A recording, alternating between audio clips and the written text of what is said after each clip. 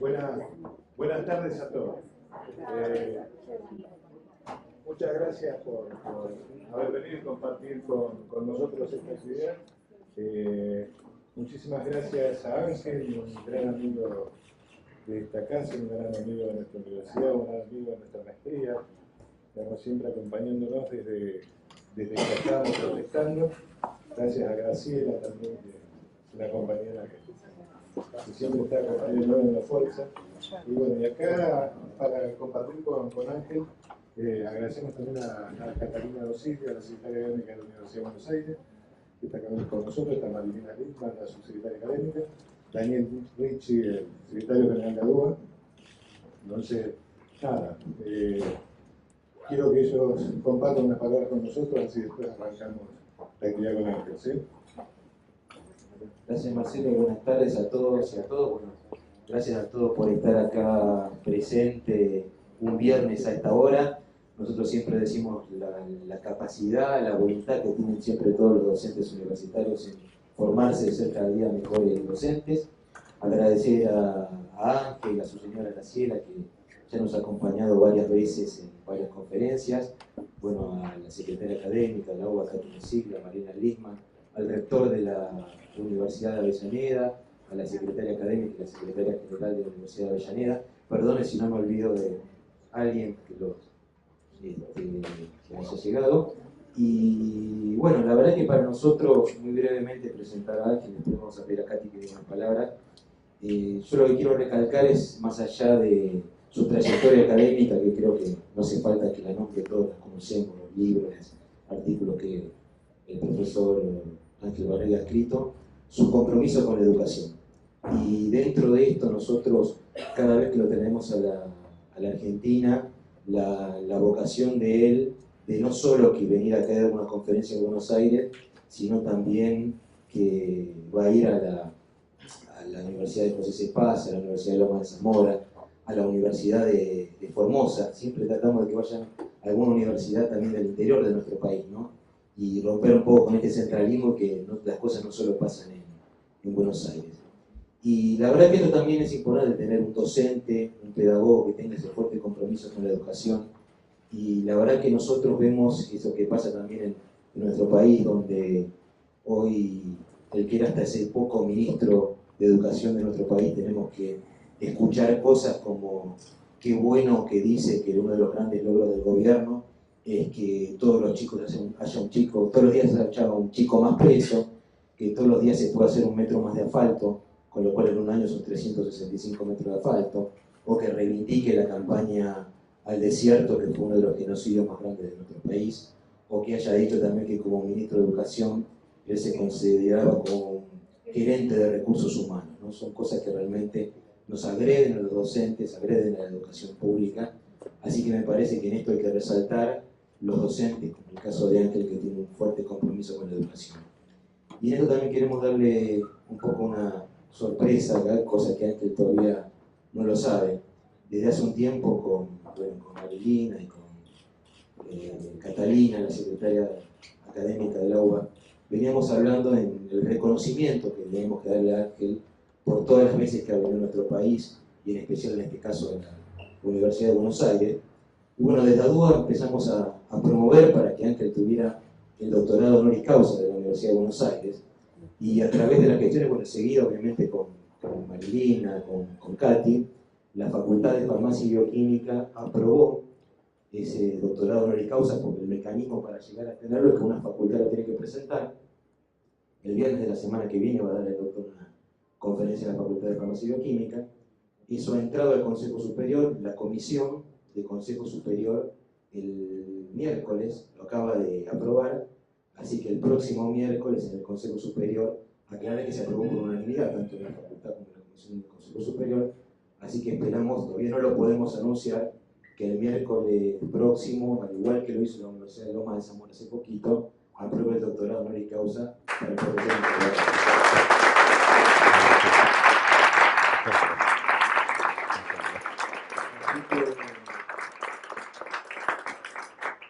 No lo vamos a felicitar todavía, pero seguramente se dará, así que bueno, le paso la palabra a la secretaria académica de la UBA, Catalina Dosilio.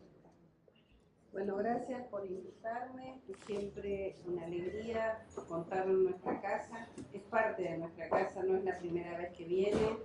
Gracias al apoyo que tiene en las actividades de formación de la docencia universitaria, el apoyo que tiene la ADUBA. Nosotros tenemos una maestría en docencia universitaria que es gratuita para todos nuestros docentes porque ADUBA la financia. Quiero destacarlo porque no es muy común que financien proyectos de esa envergadura sin ningún tipo de limitación en orden académico. La secretaria, la directora de la maestría es Carolina, y la verdad es que nos dan amplísima libertad para seleccionar los docentes porque quieren que sean del mejor nivel académico. Entre ellos, siempre lo contamos a Ángel, y yo tengo que contar, por más que fue un poco secreta la reunión de la Comisión de Enseñanza, por donde pasó la propuesta de su doctorado honoris causa de la UBA, le pedimos que sea la decana de la Facultad de Filosofía y Letras, la doctora Morgade, que hiciera su defensa. Con cierto temor de que como no lo había puesto Filosofía y Letras y lo había propuesto Farmacia, pudiera sentirse por qué Filosofía y Letras no lo había hecho. Sin embargo, Graciela, aparte de ser la decana de la facultad, es especialista en educación, así que lo que destacó es que todos los que nos formamos en el área de educación, Ángel fue uno de nuestros maestros. Y independientemente del lugar que estamos, de la perspectiva ideológica en la cual nos posicionamos, Ángel es una persona que la conocimos, la debatimos, la criticamos, argumentamos a favor o en contra de sus escritos, pero siempre nos dejó una enseñanza. Por eso, particularmente a los que venimos del campo de la pedagogía, tenerlo con nosotros y otorgarle el honoris causa, cuando generalmente se lo otorgan a personas más fáciles de las ciencias exactas, que reconozcamos también el aporte de investigadores y de profesores del área de las ciencias sociales y humanas para nosotros, y que haya sido aprobado por unanimidad de toda la Comisión de Enseñanza, y creo que va a ser del Consejo Superior. Había alumnos que a veces no apoyan simplemente porque son alumnos y tienen que ponerse en contra de algo. Sin embargo, también lo apoyaron. Obviamente falta la formalidad del Consejo Superior, que no creo que haya ningún tipo de dificultad, así que no solo es un amigo, una persona de nuestra casa que venía habitualmente, ahora ya va a ser un profesor o doctor honoris causa de nuestra universidad, así que todavía tenés que tener mayor compromiso con nuestra institución y seguir acompañando. Muchas gracias. Qué emoción.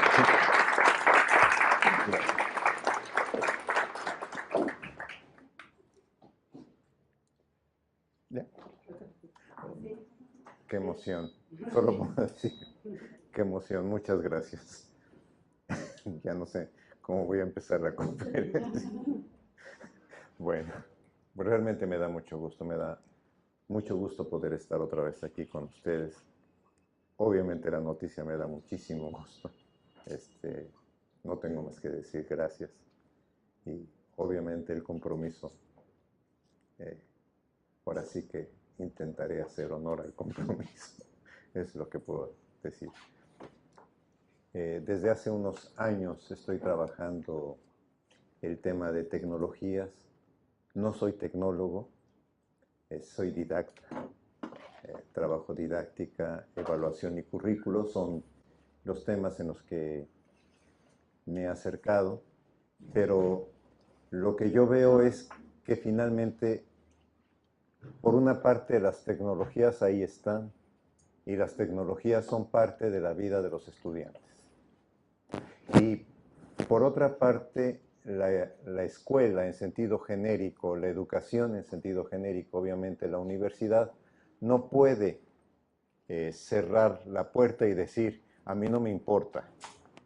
De hecho, tuve oportunidad en la Universidad Nacional de acompañar un proyecto institucional interesante con sus problemas, como todo proyecto, en donde se les entregó una tableta a toda una generación de estudiantes, nada más de 2 facultades o de 2, pero de primer año.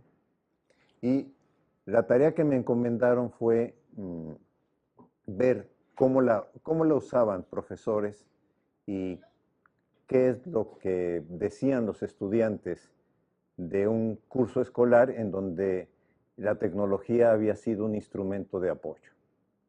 Obviamente implicó hacer ajustes institucionales para que tuvieran conectividad, que no siempre se lograba, pero en fin, toda esta cuestión que implica un poco hacer un trabajo experimental, yo diría, con tecnologías.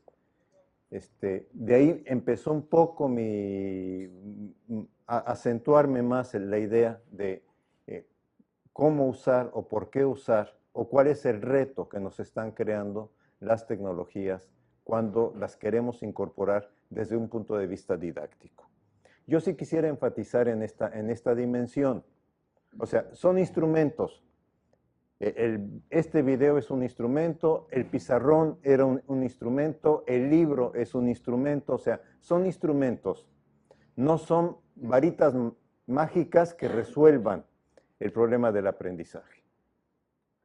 Hay un debate enorme en torno a las tecnologías. O sea, lo que yo puedo decir es, del grupo de docentes con el que estuve trabajando, encontré todas las posiciones, toda la gama de posiciones.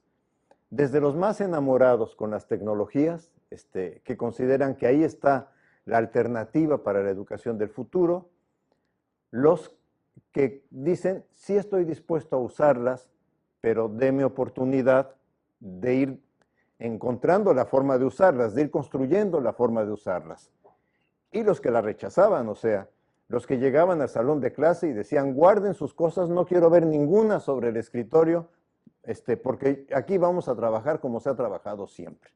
O sea, dentro de esa gama, de alguna manera, y obviamente dentro de las entrevistas que pudimos hacer a grupos focales de estudiantes que vivieron la experiencia, es donde han venido surgiendo estas reflexiones.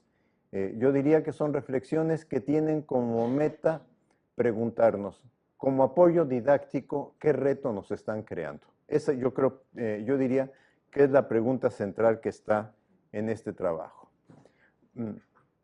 Puedo dejar después el Power de manera que no lo tengan que anotar. Voy a trabajar 3 temas. No acostumbro leer los temas que voy a trabajar, sino sencillamente que sea una especie de ordenador avanzado de hacia dónde va a trabajar, hacia dónde se va a orientar la educación, la conferencia.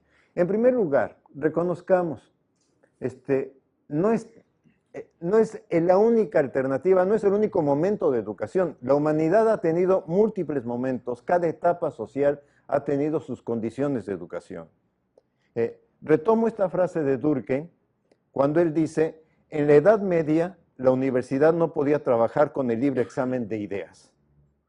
Ustedes lo recordarán en su libro de Historia de la Educación y de las Doctrinas Pedagógicas, Durkheim es muy claro en esta afirmación. O sea, pedirle a la universidad de la Edad Media examen de las libres ideas hubiera sido imposible. Dilthey, por su parte, en 1878, dice, cuando vemos, siendo alemán, cuando vemos la educación de hace 100 años, nos dan ganas de reírnos y de burlarnos de ellos.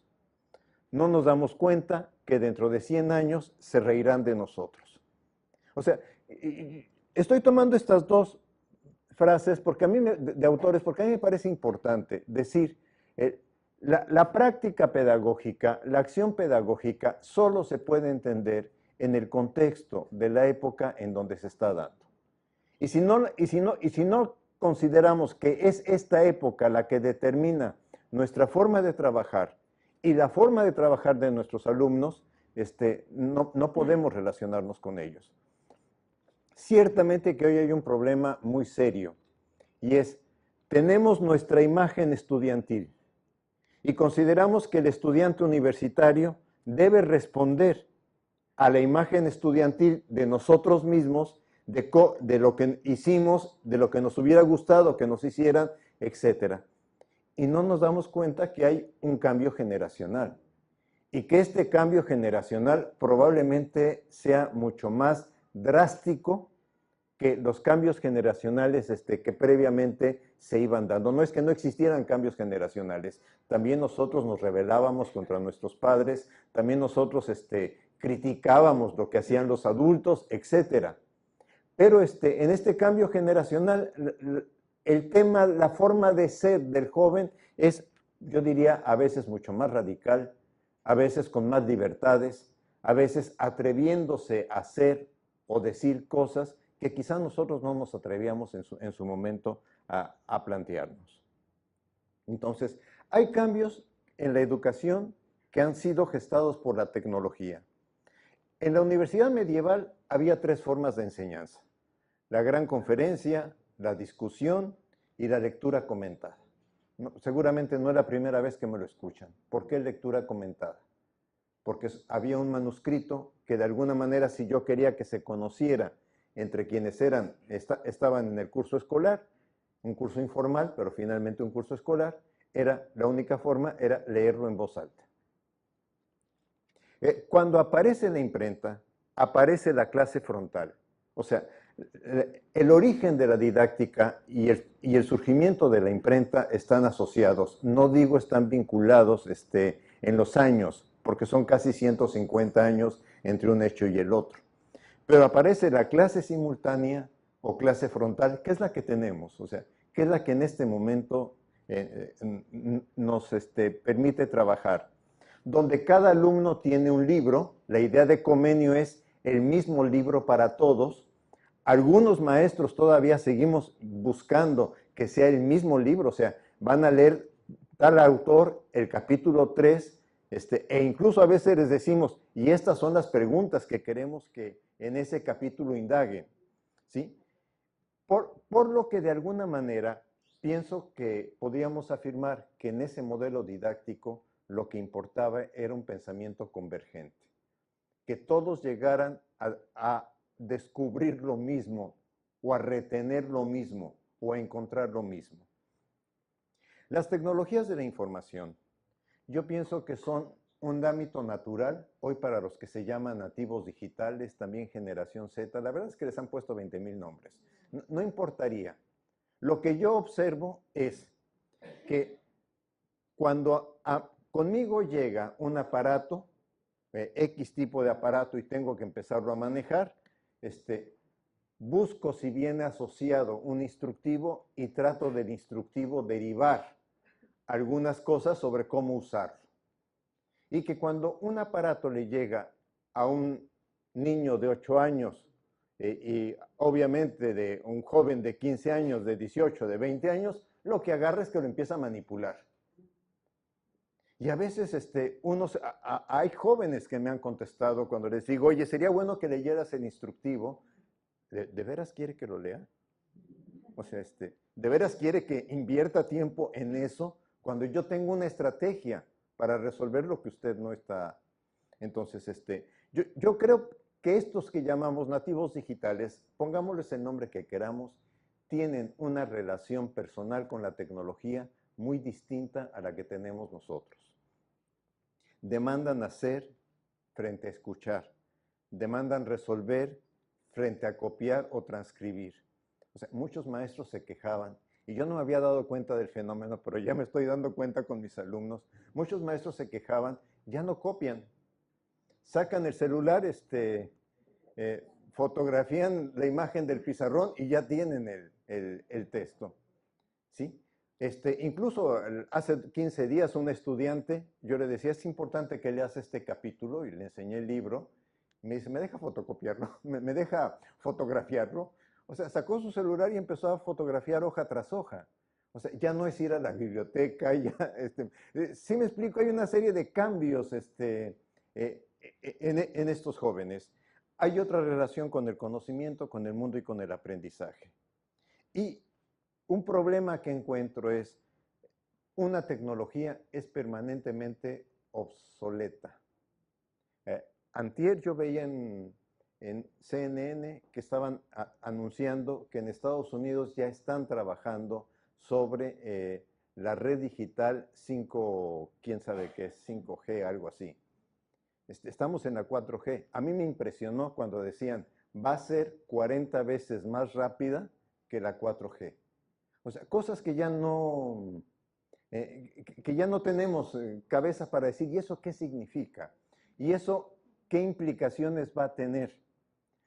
No sé cuándo llegue a México, no sé cuándo llegue a América Latina, capaz que llegue en 3 años, capaz que llegue en 5, capaz que llegue en 8, pero en el momento en que llegue, lo que tenemos ahorita en la mano, los celulares que tenemos ahorita en la mano van a quedar obsoletos automáticamente. O sea, este es el problema de la tecnología. Por ejemplo, cuando salió el radio o cuando salió la televisión o el video, fueron tecnologías relativamente estables. Cuando digo relativamente estables, pudimos empezar a acostumbrarnos a ellas. En estas tecnologías no hay estabilidad, eso es lo que quiero decir. Hoy aparece una y mañana está automáticamente empezando la siguiente. Y los muchachos están buscando un mundo de colores, un mundo de movimiento, un mundo de sonido. O sea, la incorporación de las tecnologías en la escuela forma parte de un movimiento educativo global que tiene muchos signos, ¿eh? O sea, por ejemplo, Apple hace cantidad de aplicaciones, pero la mentalidad de los ejecutivos de Apple es a ver cómo las vendo. Sí, yo no estoy en la cuestión, o sea, yo no soy un promotor de decir, a ver cómo gastamos en adquirir aplicaciones que probablemente dentro de 3 meses o 5 meses ya no sean utilizadas. Tampoco es un problema de equipos y conectividad. Yo pienso que la tecnología tenemos que pensarla desde una secuencia de aprendizaje. O sea, antes que pensar en la tecnología, tengo que pensar desde el punto de vista didáctico cuál es la secuencia de aprendizaje, cuál es la secuencia didáctica que voy a desarrollar. Y entonces sí, ¿qué tecnología me puede apoyar? Lo que yo observé, y sí me llamó mucho la atención, son los docentes que armaron mejores secuencias didácticas, siempre dijeron, ¿sabes qué? Dedicar tiempo a identificar los apoyos, sea YouTube, sea páginas web, sea ejercicios, etcétera. Lo que más tiempo me llevó fue buscar en Internet lo apropiado para estos estudiantes. Buscar ¿Qué tipo de actividad en ellos convendría realizar? O cómo actualizar una información que para ellos fuera significativa. O sea, esta inversión de tiempo en la planeación, no considerado en general, por una cuestión. Si yo he dado la clase ya 5 años, 6 años, tengo más o menos una estructura de cómo trabajarla. Si encuentro una lectura más, nada más es una cosa de ver cómo la alojo. Acá es como cambiar un sistema de trabajo. Reconocer que los alumnos saben usar las tecnologías, pero no las usan para su aprendizaje. O sea, esto salía, ¿saben qué? Mucho en los estudiantes. En los estudiantes, incluso a mí me llamó mucho la atención la conclusión de la investigación, la última parte de la investigación, no la conclusión, sino la última parte donde hacemos entrevistas a profesores y alumnos pidiéndoles que valoraran la experiencia que se había tenido. Y en los profesores yo diría que la tendencia general, cosa que me sorprendió, es sí que se repita la posibilidad de que tengan una experiencia de uso de tecnologías, pero que les quiten la conectividad, que no puedan conectarse en línea. Uno dice, pues una tecnología donde no te puedes conectar, entonces ¿para qué te sirve, no? Y en los alumnos, esta parte nos costó mucho trabajo, debo decirla, porque cuando les decíamos, ustedes copian y pegan, o ustedes se pasan a la red social, a Face, y hacen cosas en Face en clase, la primera reacción era, no, ¿cómo cree? No, nosotros eso no lo hacemos. Pero cuando encontrábamos estrategias, bueno, quizá ustedes no, pero quizá vieron que algún compañero sí lo hizo, entonces empezaba a salir una cantidad de cosas. Y una cosa que a mí me llamó mucho la atención, ¿por qué se van a Face? La respuesta era cuando la clase me aburrió. Cuando la clase dejó de tener sentido para mí, me fui a Face. Y yo de repente empecé a decir, lo que pasa es que nosotros somos una generación muy hipócrita. Porque nosotros también nos íbamos de salón de clase, o sea, cuando nos aburríamos también pues nos podíamos pensar en el novio, en la novia, en el amigo, en la película, en lo que íbamos a hacer fuera del salón de clase, etcétera. Lo que pasa es que no lo objetivábamos. Sí, otros profesores decían, es que entran al WhatsApp y empiezan a whatsappear. Y yo digo, también somos una generación de hipócritas, porque nosotros no whatsappeábamos, pero sí escribíamos, el profesor es un menso, pásaselo al amigo, e iba circulando el papelito por el salón de clase, ¿no? Digo, no teníamos la velocidad que tiene el WhatsApp en este momento, pero sí lo hacíamos. Digo, si dijéramos que no lo hacíamos, somos bastante hipócritas, ¿no? Me llama mucho la atención, es la parte que quizá ya no lamento, porque ya institucionalmente no tuve oportunidad de trabajar esta etapa con los profesores, de decir, a ver, ¿por qué no reconocemos lo que nosotros hacíamos y que hoy las tecnologías permiten hacerlo de otra forma? Porque en el fondo sería como abrirnos un foco rojo o un foco amarillo de decir, usted tiene que hacer otra cosa, si no logra que los estudiantes estén a gusto. Entonces, frente a esto, ciertamente las tecnologías dan acceso a información global y ahí yo puedo decir que encontré un espectro de trabajos muy diferentes. Desde el profesor que les decía, a ver, busquen esta palabra en Internet, que ya es una manera de acercarse a Internet, hasta profesores que les planteaban retos mucho mayores en términos de a ver cómo lo encuentran en Internet y cómo lo discutimos. ¿Sí? Pero hay que tener en cuenta una cosa, información no es conocimiento. O sea, tienen mucha información, pero transformar esa información en conocimiento implica hacer un tránsito hacia otra cosa, hacia la posibilidad de poder reflexionar en forma individual o colectiva sobre eso que está llegando. Y eso sí, ya es una tarea didáctica. Ciertamente, un primer paso en la tarea didáctica es que tengan acceso a ella, pero no es suficiente. Tenemos que dar un segundo paso. Entonces, yo pienso que las tecnologías en el aula permiten acceder a múltiples fuentes de información. Pienso que a varios docentes también esto les creó cierta ansiedad. Y si el alumno me reta con un tema que yo no estoy manejando, algún docente llegó a contestar en las entrevistas, pues yo le digo, ¿sabe qué? Cierre su aparato porque lo que yo estoy diciendo es lo que debe ser. Porque yo les digo, aquí tenemos como para decir un poco, para que ustedes tengan idea del volumen de docentes con el que trabajamos, fueron 350 profesores. Entonces se encuentra una gama de comportamientos muy amplia. Otros profesores decían, a ver, dime la página donde estás y dime la calidad académica de la página donde estás. De manera que tú, estudiante, aprendas también a discriminar la información que estás obteniendo. Y también había profesores que decían, a ver, si este autor dice esto, ¿cuáles son las razones por las que este autor está haciendo determinadas afirmaciones? Entonces, obligan a transitar necesariamente de un pensamiento convergente a uno divergente. Y este es quizá un gran problema. ¿Cómo hacemos en un salón de clases donde tenemos 40 estudiantes para ir ayudando a los estudiantes a decir, a ver, esto es importante, esto es un elemento sustantivo o básico para su aprendizaje, esto es parte de un debate? Entonces, puedes tú tomar una posición en el debate y puedes decir, yo me quedo con este autor porque a mí me convenció en este momento, pero no pierdas lo que es importante. Se identifican también las tecnologías con la experiencia comunicativa de los alumnos. O sea, los alumnos saben moverse. Yo estoy impresionado de qué les pasa en los dedos, en serio. A mí me dicen, mande el mensaje. Tengo ahorita uno que me manda los WhatsApp en voz. Y me dice, ¿por qué no me los contesta en voz? Le digo, no me gusta contestarlos en voz. Pero es que usted tarda mucho en tipeando dedito por dedito. Pues sí, pero la rapidez con la que ellos se mueven estos dos dedos para hacer un texto, a mí me tiene impresionado.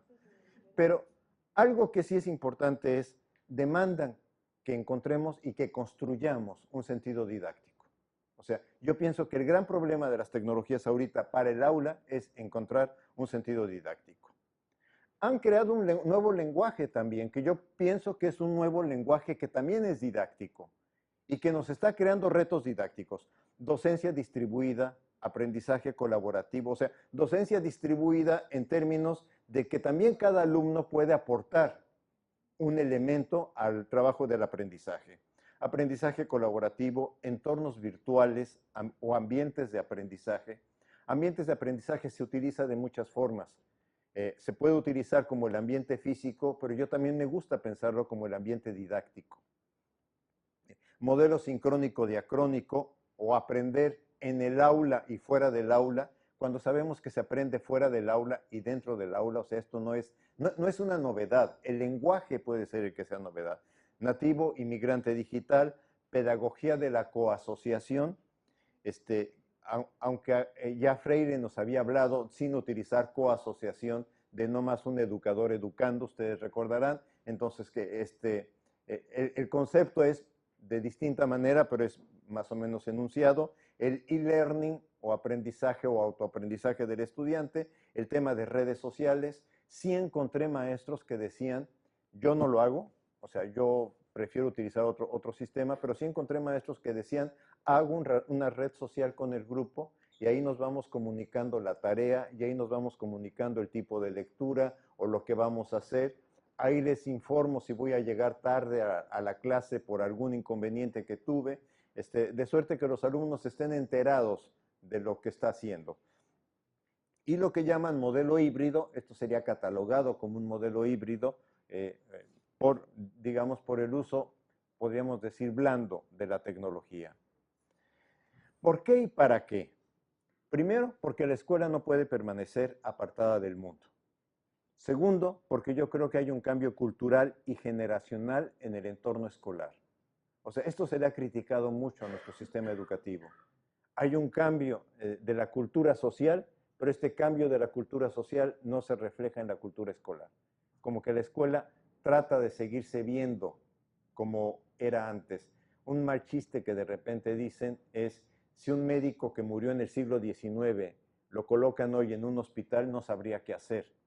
Si un maestro que murió en el siglo XIX lo colocan hoy en una escuela, sabría perfectamente cómo dirigirse a los alumnos, lo cual es muy delicado, porque esto significa que en el sistema escolar no hemos hecho la transformación cultural necesaria. Ahora, la otra parte es, la sociedad está esperando algo diferente de la educación. O sea, puede ser que uno no esté de acuerdo con los programas de la derecha, de los gobiernos de la derecha. Puede uno ser que no esté de acuerdo. Yo en el caso de mi país tengo permanentemente objeciones a la manera como están tratando al maestro, a la manera como lo humillan, a la manera como le han impuesto un sistema de evaluación que es degradante. Tengo una seria oposición a eso. Pero eso no significa que yo diga la escuela está bien y la escuela no debe cambiar. Son cosas diferentes. O sea, la escuela está obligada por este cambio cultural y este cambio tecnológico también a hacer cambios. ¿Y qué es lo que se está demandando la escuela? Que lo que trabaje sea útil. Yo recuerdo que en mi generación, si nos decían en segundo año, esto que estás viendo ahorita no le ves utilidad, pero se la vas a ver cuando estés ya trabajando, uno decía, ok, me pongo a estudiarlo. A la generación actual uno no le puede decir eso. La generación actual permanentemente se está preguntando, ¿y para qué me sirve? Y nos crea un gran problema traducirle al estudiante, y esto te sirve hoy. Te va a servir mañana, pero también te sirve hoy. También que forme conocimientos y habilidades que reclama el mundo de hoy y que entusiasme a los alumnos. Yo creo que algo que hemos perdido en el trabajo educativo es los alumnos trabajan por la calificación, trabajan porque tienen que pasar el curso, pero no trabajan con gusto. Y el ayudar al estudiante a recuperar el gusto de aprender, yo pienso que es uno de nuestros grandes retos. ¿Por qué? Las tecnologías, yo dije al principio, ya están en la vida cotidiana. Ya las usamos nosotros. O sea, solamente me he encontrado en estos últimos años un profesor que me ha dicho, yo no tengo celular, porque no me interesa tener celular. A mí sí me ha hecho raro, pero realmente con todos los que he convivido me han dicho, yo tengo celular. Y no solamente tengo celular, tengo smartphone. O sea, tengo algo que no es solamente teléfono, sino que es un sistema de comunicación múltiple, ¿sí? Y los alumnos están formados en ellas. Nosotros tenemos allá en México, en una comunidad realmente rural, realmente de campesinos, tenemos un lugar donde llegar y ahí compramos tortillas. O sea, los señores no están alfabetizados, pero la niña de 6 años con la que interactuamos, la vemos jugar con el smartphone de la mamá. Probablemente no esté haciendo desarrollos intelectuales, no esté haciendo grandes elaboraciones, pero ya está en interacción en un medio rural con tecnología. Y cada vez vamos a ir viendo más sujetos que están interactuando con tecnología. Y bueno, los estudiantes en redes sociales participan. Los alumnos en México han construido, en la UNAM, han construido sus redes sociales. Mis maestros en la Facultad de Filosofía y Letras no nos dejan entrar. De repente algún alumno que por amistad nuestra nos dice, está bien, le voy a pasar algo de lo que se dice de usted. Pero los alumnos en las redes sociales nos tipifican permanentemente. Y si cometemos un error, colocan ese error en la red social. Y si también hay algo que les gustó, también colocan eso que les gustó en la red social. Ellos nos conocen. Nosotros también lo hacíamos, pero de otra forma. O sea, también decíamos, a ver, el profesor del siguiente curso, ¿cómo es? Entonces, ¿a quién le preguntábamos? A los del curso avanzado. Oye, ¿y el profesor Juan o la profesora Marta cómo son, cómo trabajan? Y teníamos ya más o menos una preidea de a lo que nos íbamos a enfrentar. Hoy directamente en sus redes sociales ellos nos colocan. Dedican más tiempo a información que obtienen por medios electrónicos que la que obtienen por medios antiguos. Eso me llamó mucho la atención. Algo de lo que se quejaban los profesores, ahora que se les dio a los alumnos la tecnología, decían, es que van menos a la biblioteca. Pero ¿saben que a mí también me pasó lo mismo en mi instituto, en mi centro de trabajo? De repente nos llamaron y nos dijeron, hay un reporte de la biblioteca en que ya no están ustedes consultando de la misma manera las revistas internacionales que se consultaban previamente. Y lo que varios dijimos es que hay una forma en que ustedes no pueden tener el dato, y es cuántas veces accesamos vía internet a una revista internacional, que se nos hace mucho más rápido porque ya hay bases de datos, y lo segundo es, podemos guardar el archivo, no tenemos que mandarlo fotocopiar. O sea, leemos el resumen, si nos parece el resumen que corresponde a lo que andamos buscando, bajamos el PDF y seguimos en búsqueda. Pero ya lo hacemos desde la computadora individual y no hay forma de hacer un registro público de qué es lo que estamos, bueno, sí habría forma si lo hacen desde la conectividad que tenemos. Pero como ese registro se hacía manual, en términos de decir, se pidieron 22 revistas o 55 revistas en este mes en la biblioteca y ahora no se piden, la imagen es, ya no están consultando. Y lo mismo pasó con los maestros, ya no están yendo a la biblioteca. Cuando lo que yo veía con los alumnos es que decían, si yo puedo guardar toda esta información en el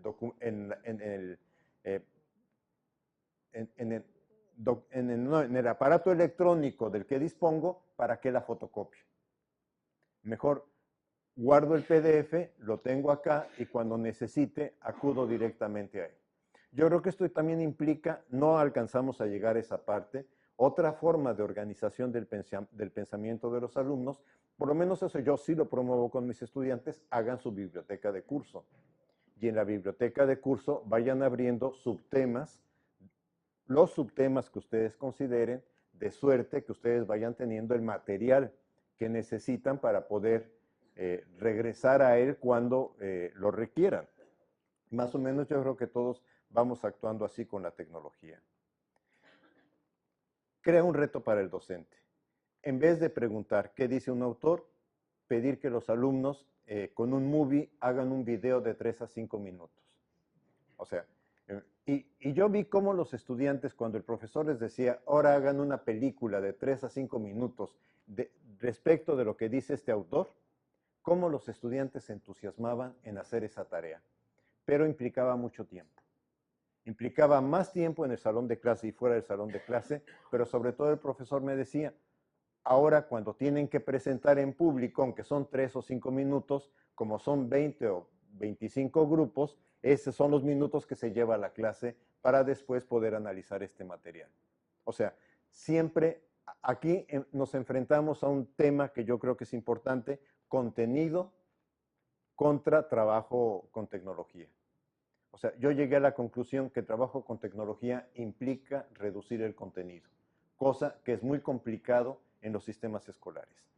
O cuando se presenta un video, porque muchas veces lo que los alumnos decían es, yo encontré un YouTube y este YouTube me pareció importante por A, por B o por C, de acuerdo.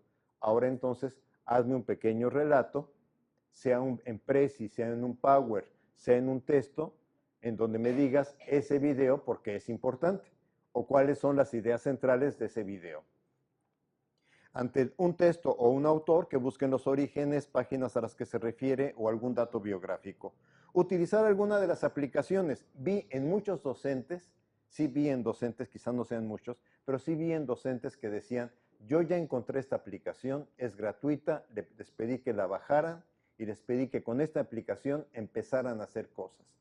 Yo recuerdo unos profesores de física que me dejaron impresionado, la verdad, en donde les dijo el profesor, a ver, ahorita sus compañeros están en el patio jugando básquetbol, vayan y con la aplicación Physic, vayan y graben la pelota, no a sus compañeros, graben a la pelota de básquetbol durante 3 minutos.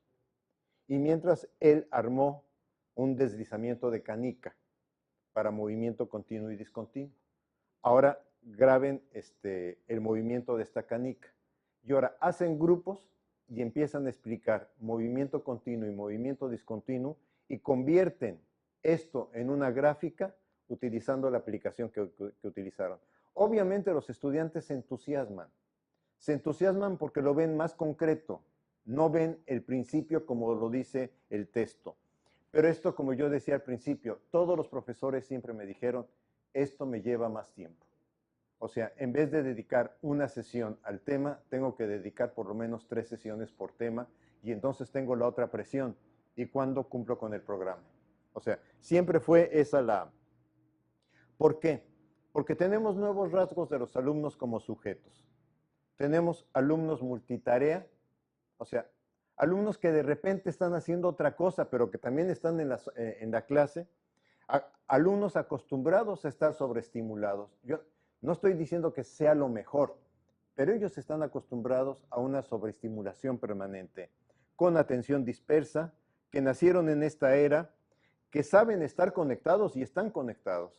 A mí me llamó la atención, en todo este trabajo, leí un trabajo español y lo que me recuerdo así del trabajo español es que decía, el peor castigo que un padre de un alumno, de un adolescente de 15 años le puede hacer al adolescente hoy en España es decirle, te castigo el smartphone una semana.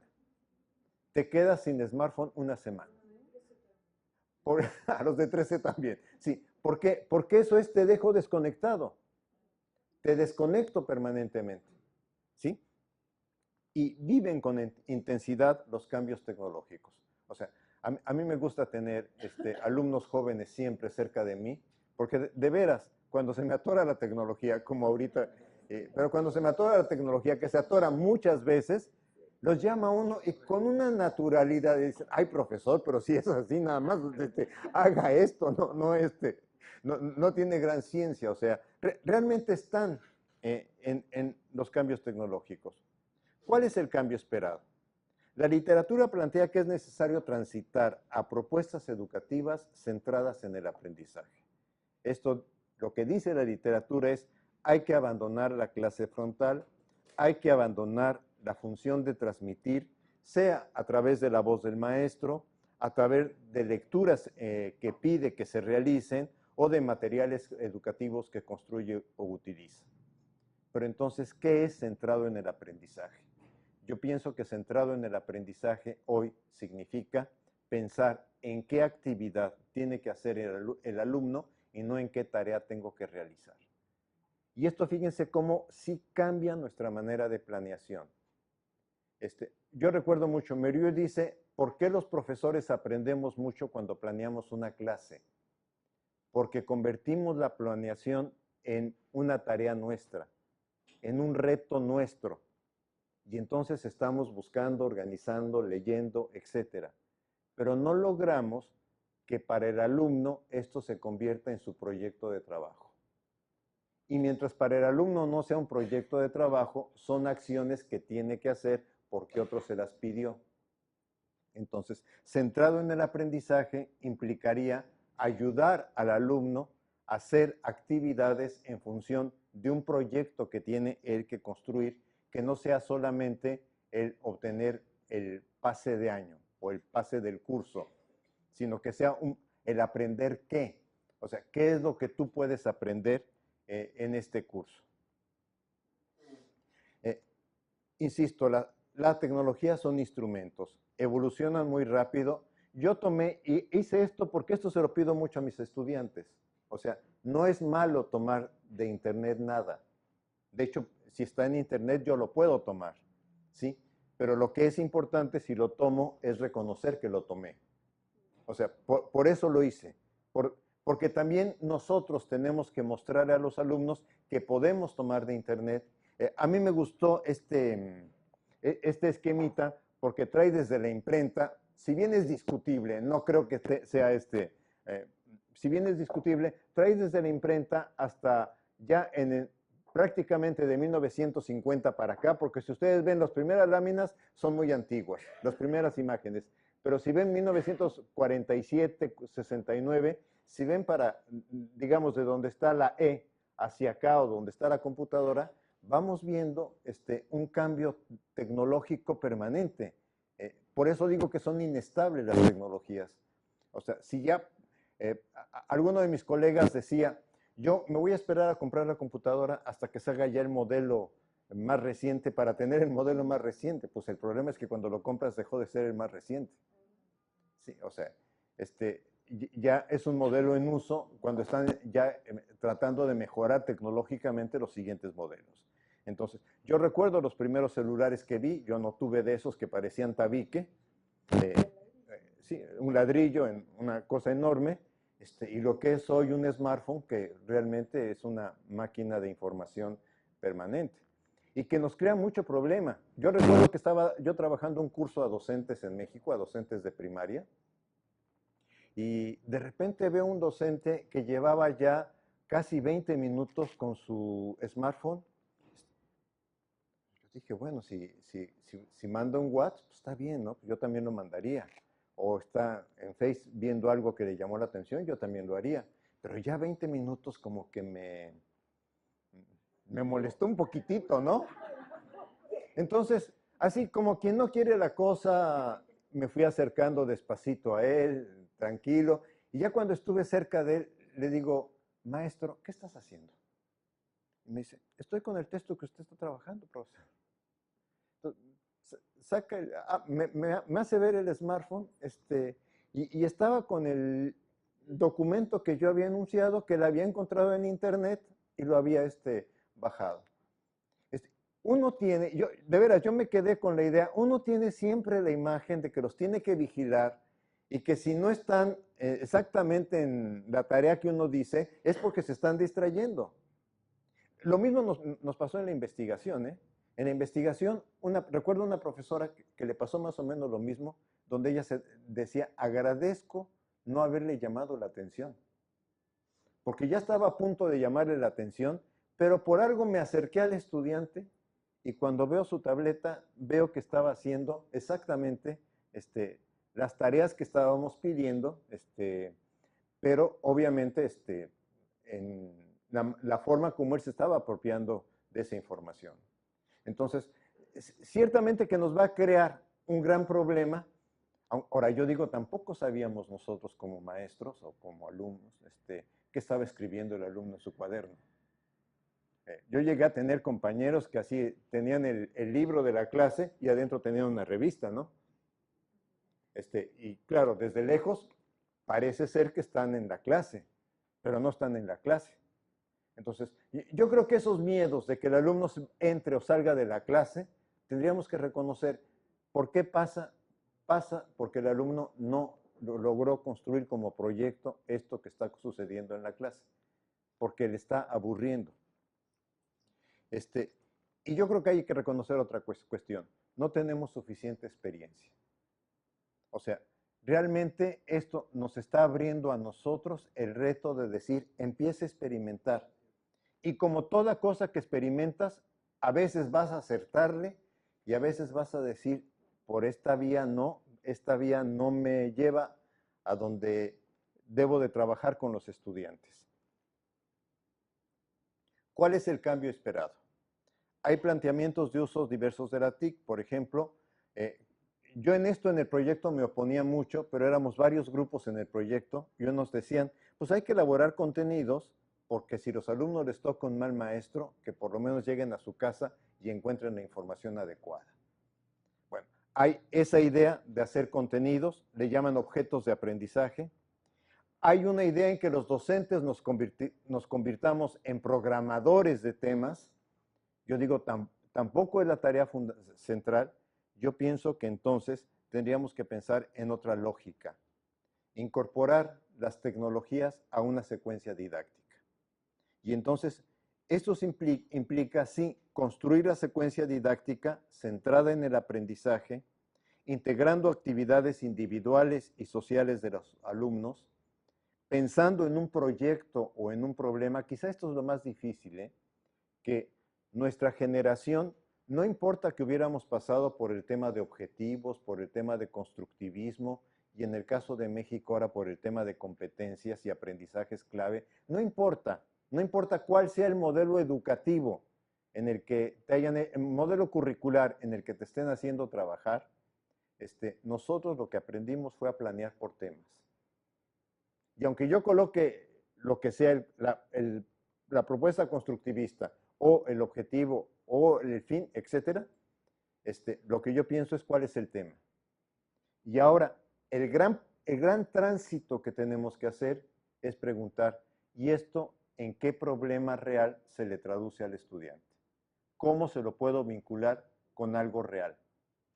Y esa es, yo pienso que la gran dificultad que tenemos es vincularlo con experiencias de los alumnos, traducir temas complejos a situaciones problema. No es negar el conocimiento, no es negar que deban tener una información base, no es negar eso, sino es modificar nuestra forma de trabajo para llegar a esto y reconocer que a veces puede haber múltiples abordajes y que en estos abordajes lo importante es que el estudiante logre su aprendizaje.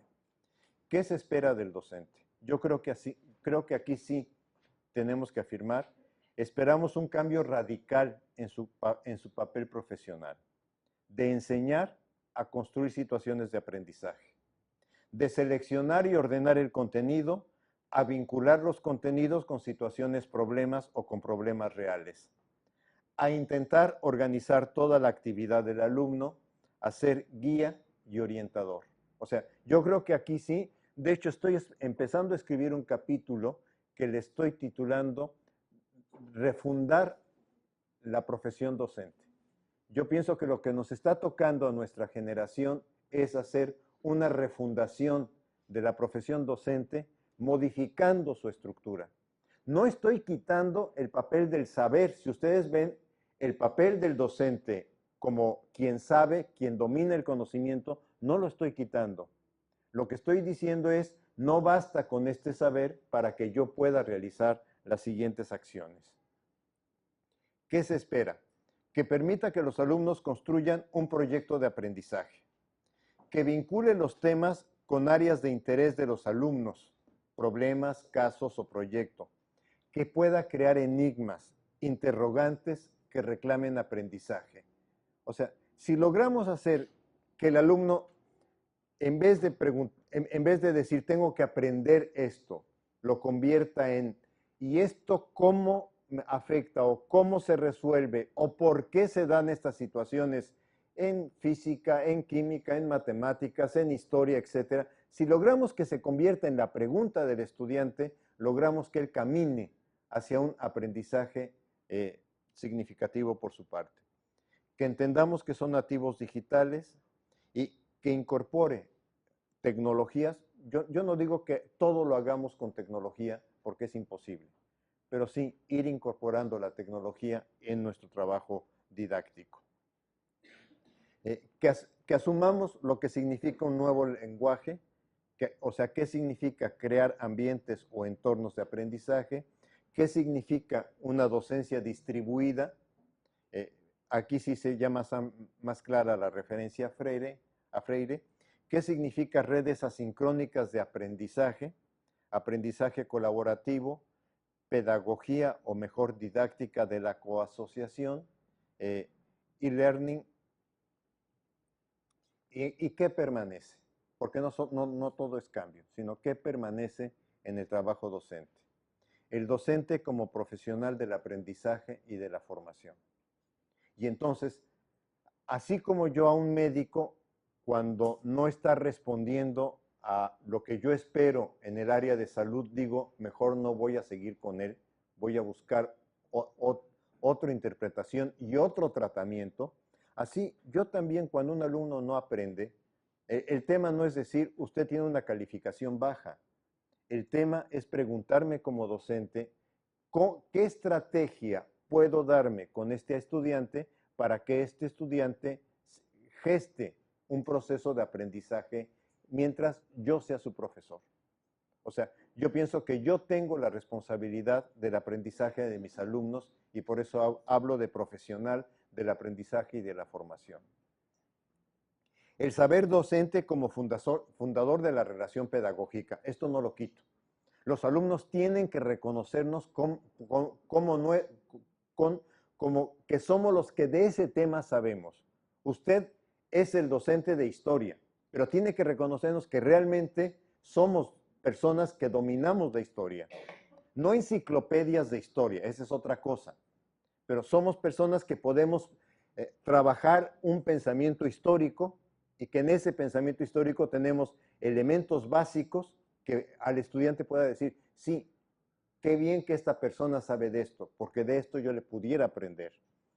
Y el aprendizaje como centro de la relación pedagógica. O sea, fundar la relación pedagógica a través del aprendizaje. Lo que desconcierta.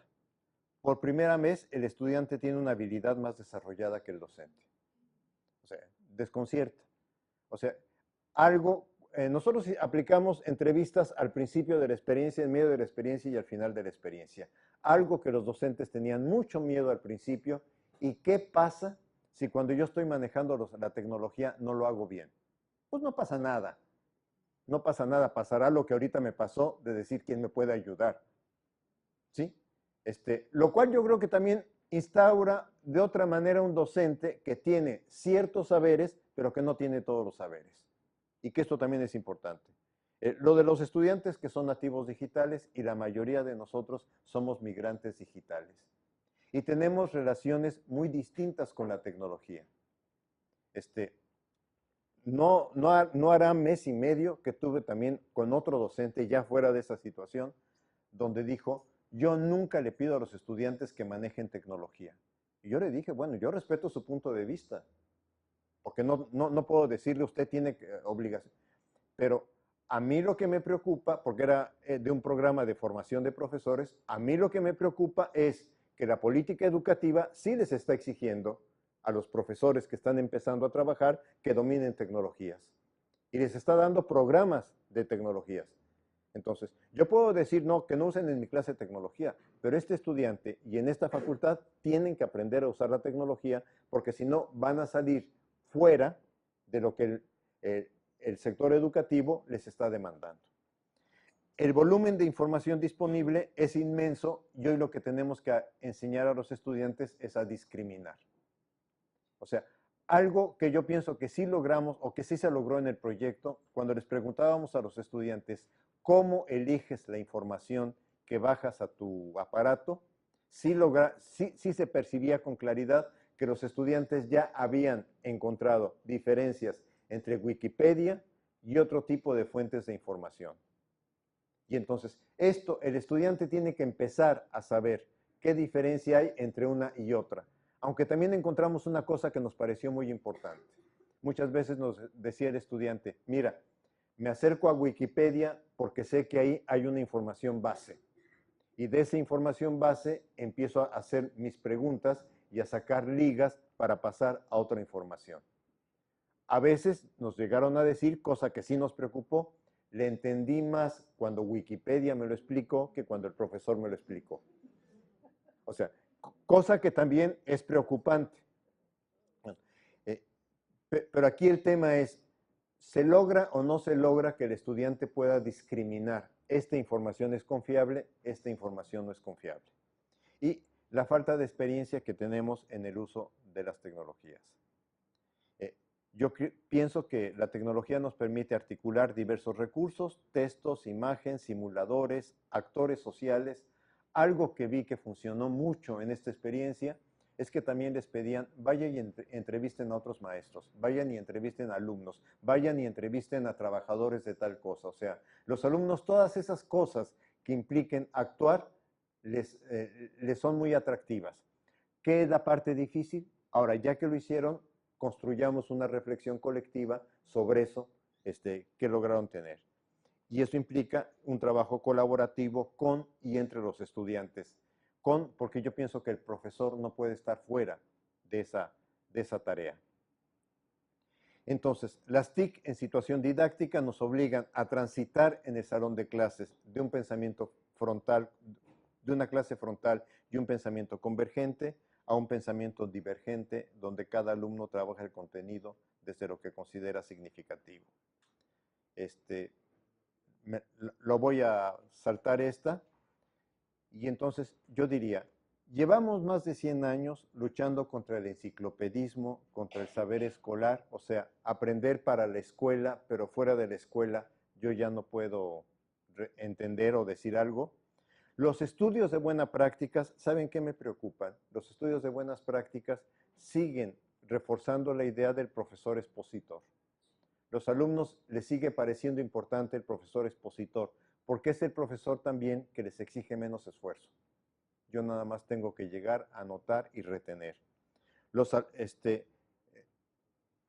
Esto de alguna manera mantiene el statu quo de la educación. Este cambio también implica un cambio en el alumno, pero es un cambio que vamos a ir generando de manera paulatina. Implica traducir principios didácticos de lo que va a realizar el docente, pero requiere un clima de confianza, de colaboración, con apoyos conceptuales y acompañamiento. O sea, no puede ser por decreto este cambio, y libertad para experimentar. Libertad para experimentar es también para decir, aquí me equivoqué, esto no funcionó, y tengo que volver a replantear la forma en que estoy trabajando. Yo pienso que es el reto de nuestra generación y de las siguientes generaciones, pero no desde lo que llamamos escuela tradicional. Tenemos que caminar despacio cuando la sociedad, las tecnologías y los alumnos vuelan. Esta es probablemente la gran dificultad que nos enfrentamos. Tenemos que experimentar cuando los alumnos están volando en esta situación. Y tomé 3 libros nada más, pero tomé 3 libros por tomar algunos. El de Prensky, Enseñar a nativos digitales, que a mí me parece que si quitamos la noción de nativos digitales, tiene cosas interesantes. El de Hiperconectados, Guía para Educación de Nativos Digitales, más para niños y adolescentes. Y que acaban de publicar en España, Generación Z, no sé si deban llamarse Generación Z o no, pero ciertamente que el estudio en términos de cómo son los jóvenes en este momento, si ustedes quieren quitar la palabra Z, se las quitamos, pero los estudios de cómo son los jóvenes de este momento, yo creo que son importantes acercarnos a ello. Y bueno, esto de alguna manera nos invita a como profesores, preguntarnos no solamente sobre nuestra materia, sino preguntarnos también qué cambios se están dando en la manera de ser del estudiante. Yo pienso, honestamente, yo pienso que las facultades de psicología y que las facultades de educación nos hemos quedado atrás. ¿Por qué nos hemos quedado atrás? Porque seguimos enseñando una noción de niño y de adolescente y de joven que quizá ya no es la noción de niño, adolescente y joven real. Quizá es la noción de los años 50, 60 del siglo pasado, que nos funcionó en un momento dado, pero que no responde a las características de los jóvenes de hoy. A mí me llamó la atención una compañera de la facultad que en psicología infantil me dijo, voy a estudiar, voy a darles como texto el libro que preparan para los que hacen campañas comerciales para niños. Porque el libro que hace, que invita a la persona a hacer una campaña comercial para niños, ha estudiado los intereses de los niños de hoy, cosa que los libros que hablan de Piaget, Vygotsky, etcétera, no dan cuenta de ello, ¿no? O sea, yo pienso que hoy sí tenemos que empezar a preguntarnos cómo estamos las facultades de educación y las facultades de psicología trabajando el tema del sujeto de la educación. Y obviamente el tema didáctico para quienes trabajamos el tema de formación docente. Pues muchas gracias.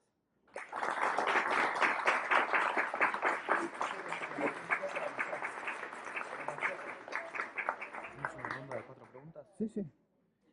Bueno, ahora hacemos una ronda de 4 preguntas, 4 o 5 preguntas. ¿Alguien quiere preguntar algo?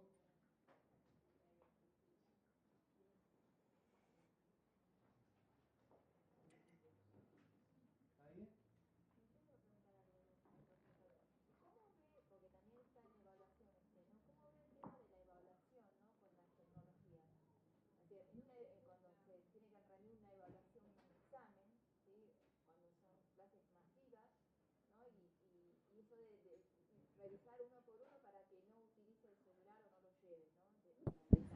¿Cómo lo ves?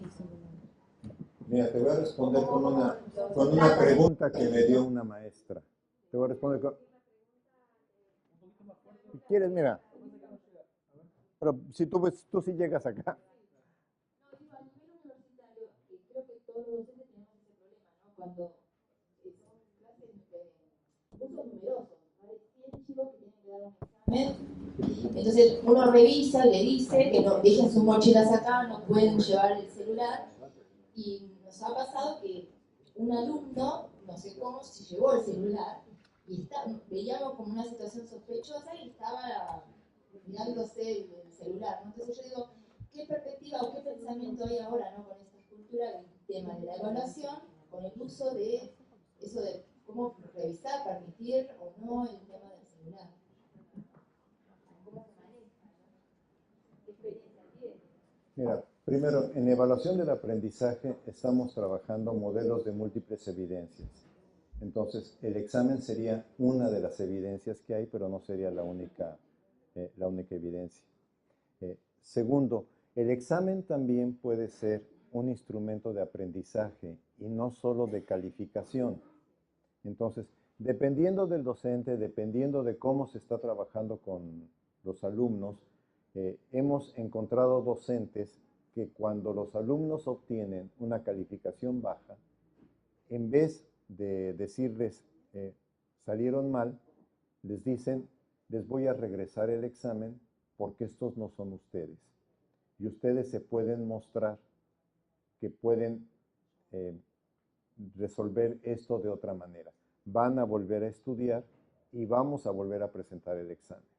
Y entonces, eso hace que el estudiante vea que la función del examen no es asignarle una nota, sino ayudarlo a aprender. La tercera cuestión me la dio una docente que me dijo, mira, es diferente que yo le pregunte a un alumno cuáles son las causas de la Segunda Guerra Mundial a que yo le pregunte cuáles de las causas de la Segunda Guerra Mundial siguen vigentes en este momento y por qué. Porque la segunda pregunta necesariamente lo lleva a hacer una reflexión. Y entonces ahí yo creo que es donde está de alguna manera la posibilidad del docente. Yo entiendo que a veces, y por eso yo daba el segundo caso, hay docentes que me dicen, es que aquí hay conocimientos básicos que el alumno los tiene o no los tiene. Entonces, el reto es que tenga los conocimientos básicos, no la calificación. Entonces, trabajamos en función de ello, los estudiantes no logran el aprendizaje, el docente regresa, hay docentes que al regresar el examen también le dicen al estudiante, a ver, examinemos las preguntas, discutamos las preguntas entre todos. Significa que en el siguiente examen no voy a colocar las mismas preguntas, pero significa que convertí el examen en un momento de aprendizaje. ¿Sí? Y además es positivo para los estudiantes, en vez de decir, la mayoría de ustedes reprobó, el decirles, yo no les puedo aceptar esto porque estos no son ustedes. Y ustedes se van a mostrar que no son. O sea, ahí les estás creando el reto. Ustedes se van a mostrar que no son. Examinemos las preguntas, veamos en dónde estuvieron las dificultades para resolver esto de manera adecuada y en otro momento se volverá a presentar el examen. ¿Qué problema crea estas opciones? Que siempre van a decirme los profesores y tienen razón, y entonces no alcanzo a terminar todos los temas del programa. Pero yo creo que ahí también tendríamos que empezar a trabajar con los expertos curriculares, porque a los expertos curriculares nos gusta colocar programas y programas y programas. Y yo me veo a mí mismo como quien hace planes de estudio, y de repente cuando me toca dar una materia de un plan de estudios, yo digo, ¿y cómo se nos ocurrió cargarla de tal manera? O sea, la hicimos imposible. ¿Sí me explico? Entonces, yo creo que también habría que empezar a trabajar con los expertos curriculares hasta dónde un currículum realmente es posible llevarse a la práctica. Siempre aparece el tema, pero es que esto es muy importante, pero es que este tema no pueden dejarlo de ver. Yo pienso que si los alumnos desarrollaron hábitos de aprendizaje, no van a ver todos los temas, porque bueno, los tendríamos que tener en la escuela hasta los 32 años. ¿Sí? No van a ver todos los temas, pero sí van a tener una forma de aprender que cuando encuentren algo que en la escuela no aprendieron, si tienen las bases de la disciplina, lo van a poder desarrollar por cuenta propia, ¿no? ¿Alguien más que hace una pregunta? ¿Alguien más que? Adelante. Hasta.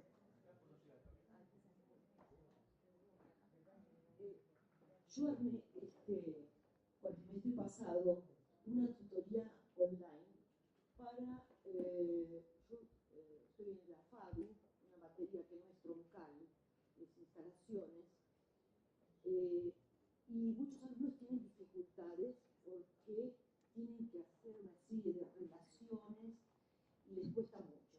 Entonces, armé online como si fuera una tutoría, que se anotaba solamente el que quería, o sea, no era obligatorio. Se anotaron 80, de esos 80 participaron 10, pero hubo otros 30 que dijeron que ellos, si bien no resolvieron los problemas, aprendieron mucho de los errores porque quedaba el proyecto que ellos subían y mi observación al lado. Se quedó todo registrado, el proyecto y la observación cada vez que alguno de esos alumnos participaba. Fue muy interesante. Pero todos los demás, hubo 30, que no se animaron a colocar nada, es decir, no se animaron a subir nada porque tenían miedo. Pero dice que aprendieron de las observaciones y de los errores de los otros pobres 10 que se llevaron los sopapos míos. Y la discusión con los docentes era, ¿dan el examen estos 10 como todo el mundo? ¿O yo podría evaluar todo ese proceso que hicieron de error, que fueron mejorando, van, subían, bajaban, y bueno, así, ¿no?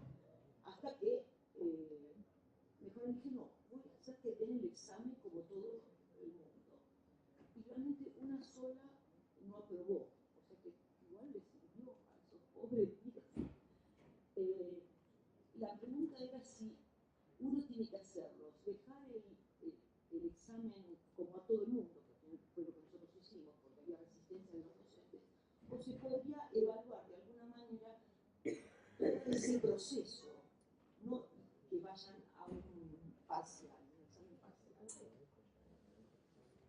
complicado?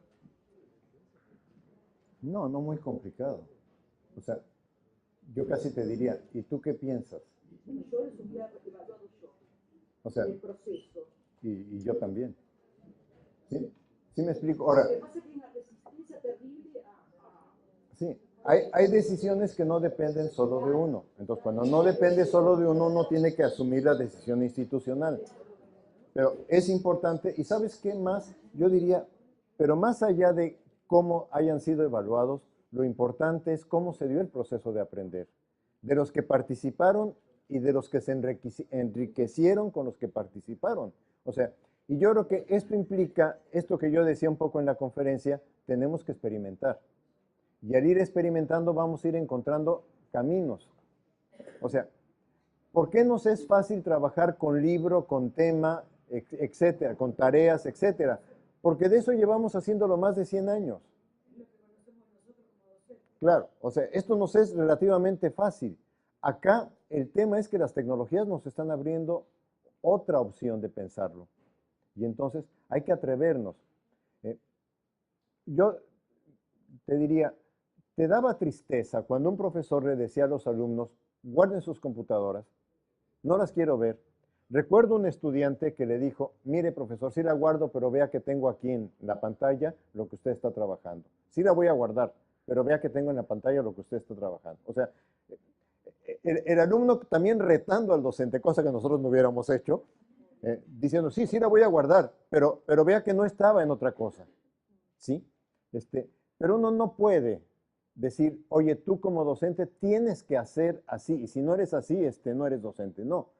Yo creo que tenemos que asumirnos como docente, tenemos que asumir nuestra responsabilidad frente al aprendizaje de los alumnos, y esto es las tecnologías son una invitación a cambiar. Y que va a ser un cambio lento, yo pienso que sí. Yo a veces pienso que a nuestra generación no le va a tocar verlo, lamentablemente. Pero que esto va a transformar el trabajo en el aula, a mí no me cabe la menor duda. El otro, ay, perdón. No, les quería comentar que esto además llevó a que uno se transforme en docente en tiempo completo. Porque yo les decía, miren, a mí el aviso de que ustedes levantaron una nota me llega por ahí 2 horas después de que ustedes subieron algo. Pero yo lo contesto cuando puedo. Porque yo no estoy las 24 horas del día vía satélite conectada a ver para responder.